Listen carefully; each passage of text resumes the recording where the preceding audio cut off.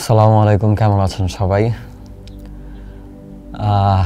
বিগত দুইটা ভিডিওতে আসা হয়েছে সাধারণত রিভিউ নিয়ে, কিন্তু আজকের ভিডিওটা একটু ডিফারেন্ট।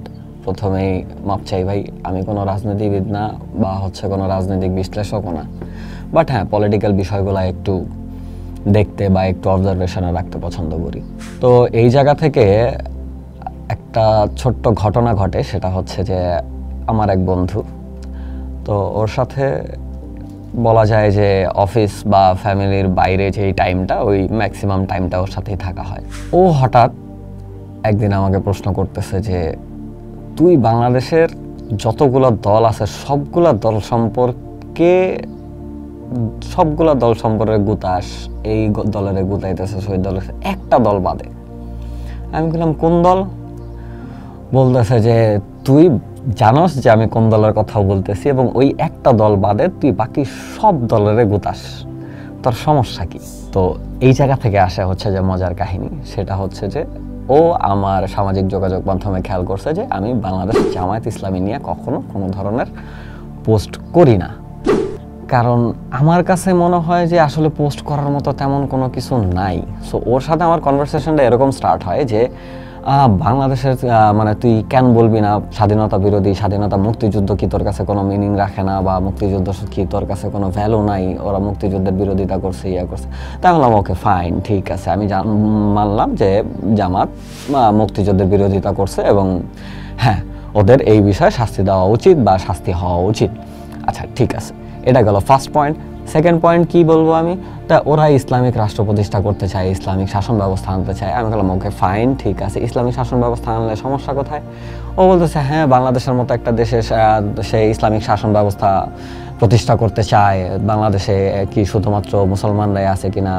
তা আমার একটা কমন ঝামেলা আছে, সেটা হচ্ছে যে আমি কখনো অতীত টানতে পছন্দ করি না।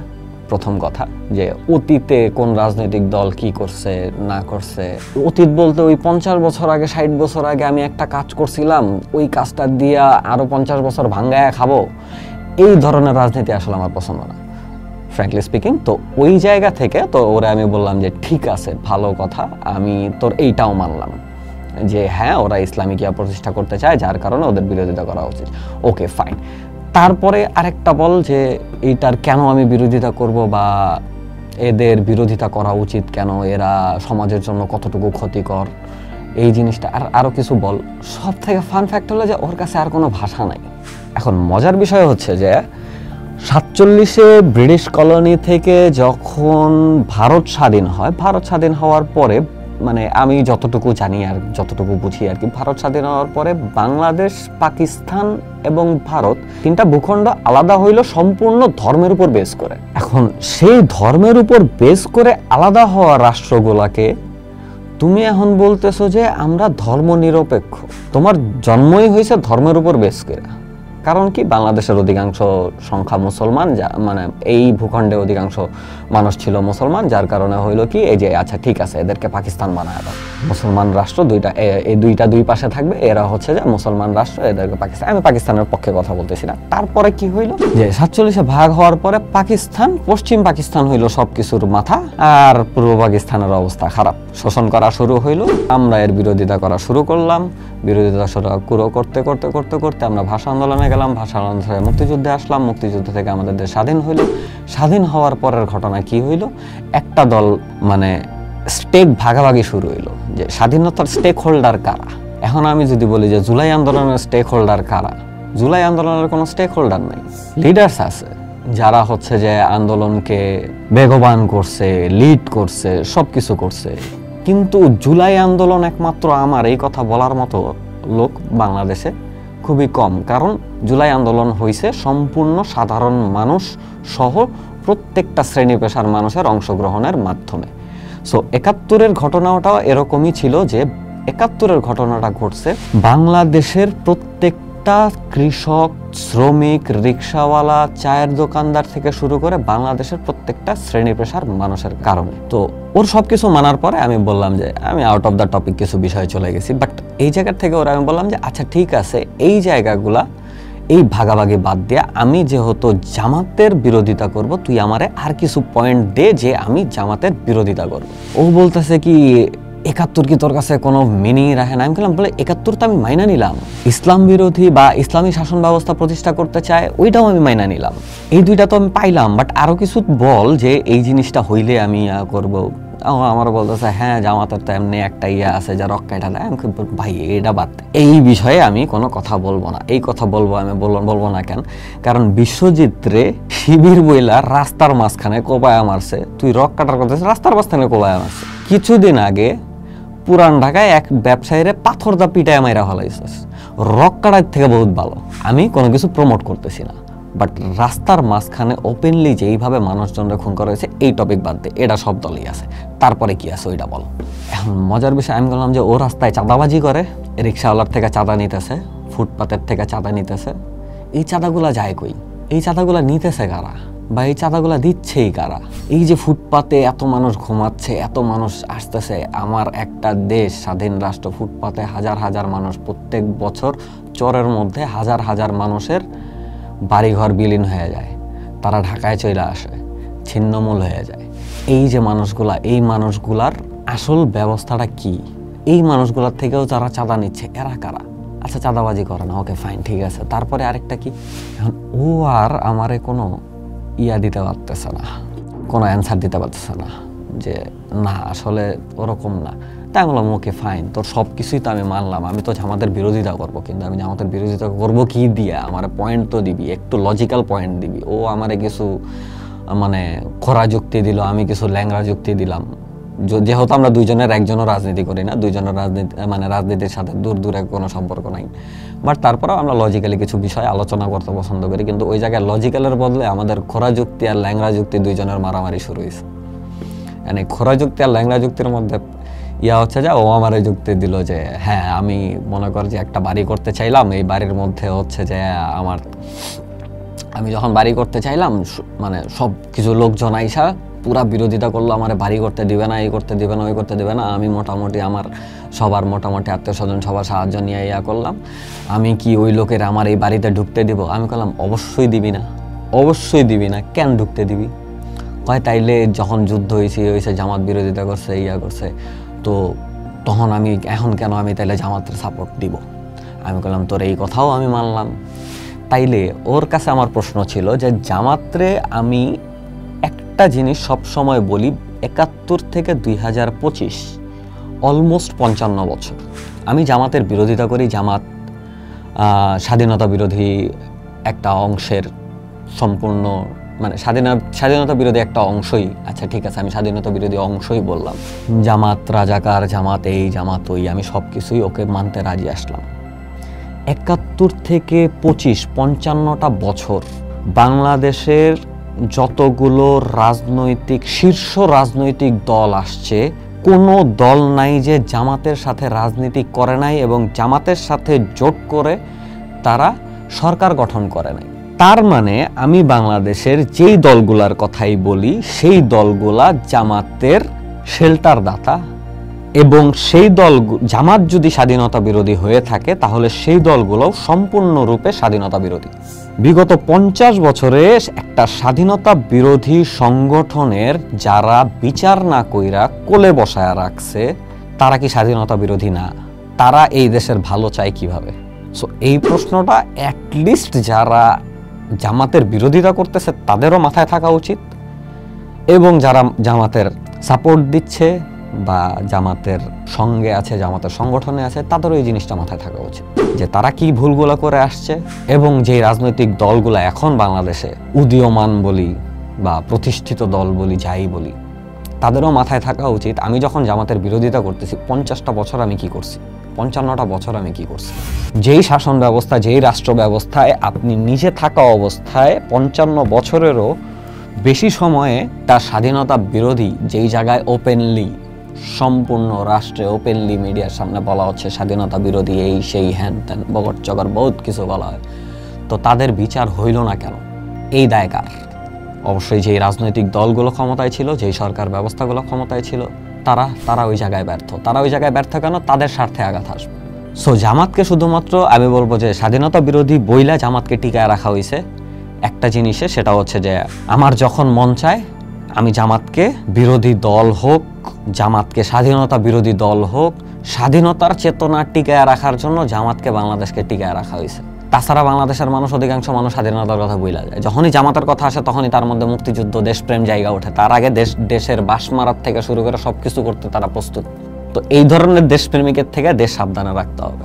যেই ধরনের দেশপ্রেমিক যে শুধুমাত্র একটা দলের বিরোধিতা করার জন্য দেশপ্রেম জায়গা উঠে, তাছাড়া দেশে চাঁদাবাজি, দুর্নীতি, মানে যত ধরনের কারাপশন পসিবল, মসজিদ কমিটির মধ্যেও কারাপশন ঘটে, যেই দেশে মন্দিরে কারাপশন ঘটে, সেই দেশে এই ধরনের দেশপ্রেমিক থেকে দূরে থাকা উচিত।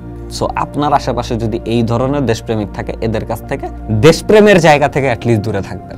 সো আমার কাছে মনে হয় যে প্রত্যেকটা রাজনৈতিক দলেরই শিক্ষা নেওয়ার প্রয়োজন আছে, প্রত্যেকটা রাজনৈতিক দলেরই জানার প্রয়োজন আছে আসলে আমার দেশের সুবিধাটা কোথায়। এবং রাজনৈতিক দলের, প্রত্যেকটা রাজনৈতিক দল আমার কাছে মনে হয় অ্যাজ আ মানে কি বলবো নর্মাল সিটিজেন হিসাবে আমার কাছে মনে হয় যে প্রত্যেকটা রাজনৈতিক দলের এই বিশ্লেষণটা থাকা উচিত যে আসলে আমি যেই জিনিসটার বিরোধিতা করতে চাচ্ছি এটা কি শুধুমাত্র সাধারণ মানুষের সাথে ইমোশনালি খেলার জন্য, তাদের ইমোশনটা নিয়ে খেলার জন্য, মুক্তিযুদ্ধের ইমোশনটা নিয়ে খেলার জন্য, না জুলাই বিপ্লবের ইমোশনটা নিয়ে কি আমি আসলে রাজনীতি করতে চাচ্ছি, না আসলে দেশের ভালোর জন্য রাজনীতি করতে চাই। কারণ বিগত 1-1.5 বছরে আমি শুধুমাত্র মুক্তিযুদ্ধ আর জুলাই বিপ্লব ছাড়া দেশের ভালোর জন্য কোনো কাজ ঘটবে বা দেশের ভালোর জন্য কোনো কাজ হবে এর কোনো টপিকে কোনো রাজনৈতিক দলের আলোচনা করতে শুনি নাই, বা দেশের কোনো ধরনের ভালো হবে এই ধরনের আলোচনাগুলো কোনো রাজনৈতিক দল এখন পর্যন্ত করতে শুনি নাই, বা তাদের মধ্যে ওই ধরনের কর্মকাণ্ডও দেখি নাই। বাংলাদেশের অধিকাংশ মানুষ ইমোশনাল, হ্যাঁ আমি নিজেও ইমোশনাল, আমি ইমোশনাল বইলেই এই ভিডিও করতেছি। তারপরেও ইমোশন নিয়ে খেলা বাংলাদেশের পুরাতন রাজনীতি এবং এই নতুন রাজনৈতিক ব্যবস্থায় অ্যাটলিস্ট মনে হয় যে এই পুরাতন ধরনের ইমোশনাল খেলাটা বন্ধ করা উচিত। এবং প্রত্যেকটা নাগরিকের এই জিনিসটা বোঝা উচিত যে এই ইমোশন নিয়ে খেলা তারা দেশের যেই পরিমাণ ক্ষতি করে, রাজনৈতিক নেতা বলি, উদীয়মান নেতা বলি, অ্যাক্টিভিস্ট বলি, যাই বলি, সব কিছুর মধ্যে এরা ইমোশন নিয়ে খেলা করে। কিছুদিন আগে একটা গ্রুপে দেখলাম যে রাস্তাঘাটে মানুষজনরে ধৈরা চুল কাইটা দিতেছে, and obviously I defend that, যে হ্যাঁ তুমি রাস্তাঘাটে যে কাউরে ধৈরা মানে তার চুল কাইটা দিতে পারো না। অ্যান্ড সব থেকে মজার বিষয় হচ্ছে এই ঘটনাটা কিছুদিন আগে সোশ্যাল মিডিয়া বা সামাজিক যোগাযোগ মাধ্যমে এত পরিমাণ ভাইরাল হয়েছে যে এই পাকিস্তানিরা এই করতেছে, ওই করতেছে, হ্যান করতেছে, ত্যান করতেছে। অ্যান্ড সব থেকে মজার বিষয় হচ্ছে এই ঘটনাগুলা আমি দেখতেছি 2017-18 থেকে চলে আসতেছে। সামাজিক কর্মকাণ্ডের মাধ্যমে মানুষজনরে এই ধরনের প্রেশারাইজ করা হইতেছে, রাস্তার কুকুর নিয়ে যাচ্ছে, এটা করতেছে, ওইটা করতেছে, নানান ধরনের কর্মকাণ্ড চলতেছে এবং সামাজিক যোগাযোগের মধ্যে একটার পর একটা আসে, নতুন করে কোনো কিছু আসে এবং নতুন করে ওই টপিকে মানুষজন ইনভলভ হয়ে যায়। অ্যান্ড মজার বিষয় হচ্ছে যে এই টপিকটা এত ভাইরাল হয়েছে কারণ হচ্ছে যে যারা ওই জায়গায় ছিল সবাই চুলদারি আর টুপিওয়ালা। অ্যান্ড আমার কাছে মনে হয়েছে যে এটা তো আমি এর আগেও দেখছি এই ঘটনা, মানুষজনের ধৈরা চুলদারি কাইটা দিতেছে, গোসল করায় দিতেছে, সাবান টাবান দিয়ে গোসল টোসল করায়, তাদেরকে নতুন কাপড় টাপড় পরায় দিতেছে, এই করতেছে, এই ধরনের কর্মকাণ্ড আমি এর আগেও দেখছি। তাইলে এইটা এখন এত ধরনের হট টপিক হইল কেন? এবং বাংলাদেশের ম্যাক্সিমাম ইউটিউবার থেকে শুরু করে সোশ্যাল মিডিয়া সব জায়গায় সব ধরনের ইনফ্লুয়েন্সার, অ্যাক্টিভিস্ট সজাগ, মানে পুরা সরব হয়ে গেছে, মানে এই ধরনের অত্যাচার, মানুষের মানবাধিকার লঙ্ঘন হচ্ছে। অ্যান্ড মজার বিষয় হচ্ছে যে এই জিনিসটা এরকম ভাইরাল হয়েছে আমার কাছে যেটা মনে হয়েছে শুধুমাত্র তারা চুলদারি এবং টুপিওয়ালা দেখা, কারণ বাংলাদেশের মানুষের মগজের মধ্যে এটা ঢুকাই দিছে যে চুলদারি এবং টুপিওয়ালা হইলে তুমি জামাত। ভাই, আমার দেশের 80% ওভার মানুষ হচ্ছে মুসলমান। একটা মুসলমান চুলদারি আর টুপি পরবে না, বাট তার কাছে তার চুলদারি থাকবে না, এটা কোন ধরনের হিসাব? এটা কোন জায়গার লজিক যে চুলদারি থাকলে তুমি তারা জামাত বানাই দিবা? এবং জামাত বানাইলে তারপরে তুমি কি করবা? তারা তুমি স্বাধীনতা বিরোধী পাকিস্তানি ট্যাগ দিতে পারবা। সো এই ইমোশনাল খেলা বন্ধ করে পলিটিক্যাল খেলা উচিত।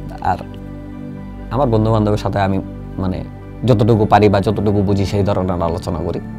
তবে যারা রাজনীতির বিশ্লেষক, রাজনৈতিক দলের অ্যাডভাইজার্স অ্যান্ড এভরিথিং, আপনাদের একটু আসলে ভাবা উচিত ইমোশনালি খেলাটা রাজনীতি, হ্যাঁ রাজনীতির এই ইমোশনাল খেলাটাই বেশি। তারপরেও একই ইমোশন দিয়ে বারবার 50 বছর চালাইছেন, এই 50 বছর চালানোর পরেও যদি পারেন বিচার করেন, প্রত্যেকটা জিনিসের বিচার হইতে হবে। কিছুদিন আগে খাগড়াছড়িতে এক ঘটনা ঘটতেছে, এখনো ঘটতেছে। সো জানি না এটার বিচার হবে কিনা, কারণ এগুলা মানে এখন মানুষ দেখতে দেখতে অভ্যস্ত হয়ে গেছে। তনু আসলো, তনুর পরে আরেকজন আসলো, তারপরে আরেকজন আসলো, তারপরে আরেকজন আসলো, এইভাবে চলতেছে। হত্যার সিরিয়াল, ধর্ষণের সিরিয়াল চলতেছে, যাদের কোনো এখন পর্যন্ত বিচার হয় না।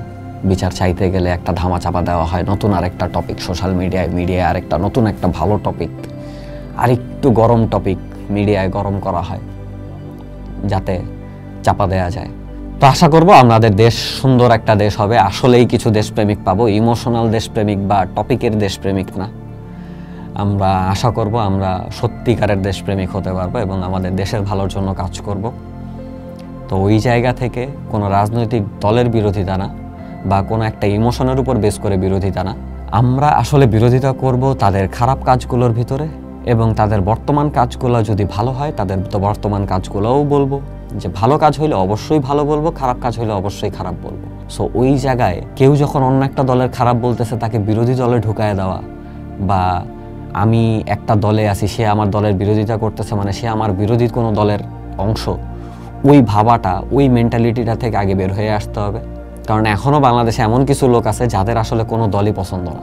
এখন পর্যন্ত যেই কয়টা দল তৈরি হয়েছে তারা আসলে দেশের জন্য কতটুকু কাজ করছে ওইটার উপর বেস করে কোনো দলই তাদের পছন্দ না, কোনো দলই আসলে দেশের জন্য ওই রকমভাবে কাজ করে না। সো আমার কাছে মনে হয়েছে যে ওই মানুষগুলোর দলের মধ্যে আমি একজন, যে আসলে এখন পর্যন্ত আমি এখনও ডিসাইড করতে পারিনি আমি আসলে কোন দলের সাপোর্ট করব বা কোন দলকে আমি আমার দেশের রাষ্ট্রভার দেওয়ার জন্য উপযুক্ত মনে করি। তো ওই জায়গা থেকে রাজনৈতিক দলগুলো সহ রাজনৈতিক নেতাদের আসলে বোঝা উচিত যে দেশের সাধারণ মানুষ এবং দেশের উন্নতি কোন জায়গায় হবে।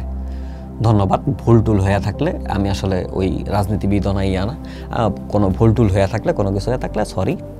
কারণ আমার কাছে আমি জাস্ট আমার ইমোশন আর আমার কথাটা আমার যেই কনসিকুয়েন্সেসটা ছিল বা আমার কাছে যেই জিনিসগুলো লজিকলেস এবং ফালতু মনে হয়েছে ওই জিনিসগুলো বললাম।